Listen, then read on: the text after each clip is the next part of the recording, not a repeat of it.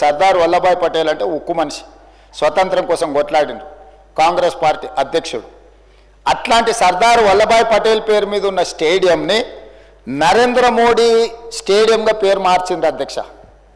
దేశ స్వతంత్రం కోసం కొట్లాడిన సర్దార్ వల్లభాయ్ పటేల్ పేరు తీసి నరేంద్ర మోడీ గారు పేరు పెట్టింది గుజరాత్లో సంఘటన జరిగింది అధ్యక్ష.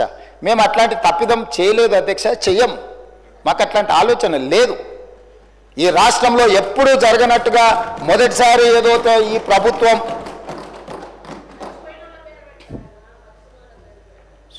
అందుకోసమని బాధ్యత ఉన్నవాళ్ళు ఏదైనా మాట్లాడేటప్పుడు కొంత ఆలోచన చేసి జాగ్రత్తగా, ఎందుకంటే మనం చాలామందికి ఆదర్శంగా నిలబడాల్సిన వాళ్ళం అధ్యక్ష.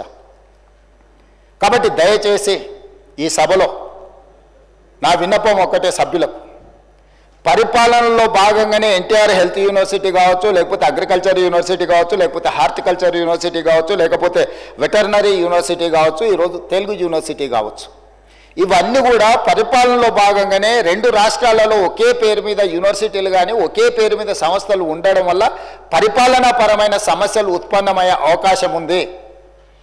ఆ సమస్యల్ని పరిష్కరించడం కోసమే తెలంగాణ రాష్ట్రంలో నిర్వహిస్తున్న యూనివర్సిటీలకు కానీ సంస్థలకు కానీ తెలంగాణకు సంబంధించిన పేర్లు పెడుతున్నాము. అదేవిధంగా పొట్టి శ్రీరాములు గారి పట్ల కానీ, పెద్దలు మాజీ ముఖ్యమంత్రి మాజీ గవర్నర్ రోసయ్య గారి పట్ల కానీ, ఆర్యవైశ్య సమాజం పట్ల కానీ ప్రభుత్వానికి అపారమైన గౌరవము, నమ్మకము, విశ్వాసం ఉన్నది. అందుకే ఈ సభ ద్వారా తమరి అనుమతి ద్వారా ఈ మధ్యలోనే నరేంద్ర మోడీ గారు మేమందరం కలిసి చర్లపల్లి రైల్వే స్టేషన్ను పెద్ద ఒక హబ్ను ప్రారంభించుకున్నాం అధ్యక్ష. సికింద్రాబాదు, కాచిగూడ, నాంపల్లి రైల్వే స్టేషన్ల కంటే కూడా ఒక పెద్ద చర్లపల్లిలో ఒక పెద్ద రైల్వే జంక్షన్ రైల్వే స్టేషన్ని ప్రారంభించుకున్నాం అధ్యక్ష. నేను కేంద్ర ప్రభుత్వానికి, కిషన్ రెడ్డి గారికి, పెద్దలు బండి సంజయ్ గారికి లేఖ రాయబోతున్నా.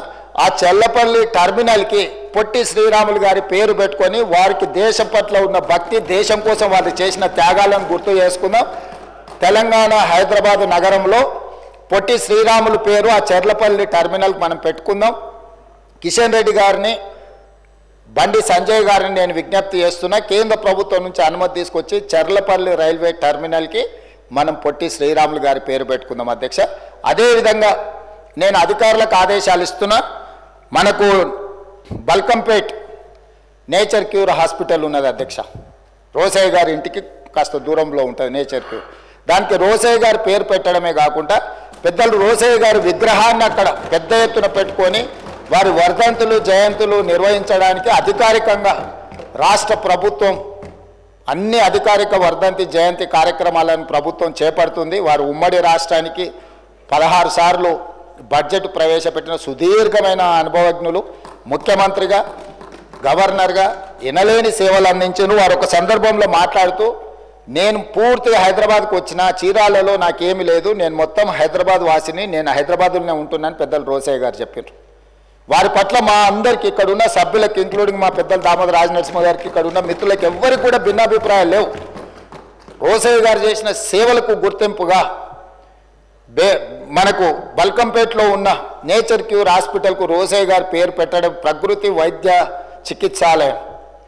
వారి వల్ల ఇక్కడ ఆర్థికంగా, ఆరోగ్యపరంగా ఎవరు వెళ్ళినా కూడా పెద్దలు రోసయ్య గారిని స్మరించుకునే విధంగా వాటికి పేరు పెట్టడమే కాదు, రోసయ్య గారి విగ్రహాన్ని కూడా అక్కడ పెట్టి ఒక మంచి అభివృద్ధి కార్యక్రమాలు చేపడదాం. నేను ఇక్కడి నుంచి అధికారులకు ఆదేశాలు ఇస్తున్నా.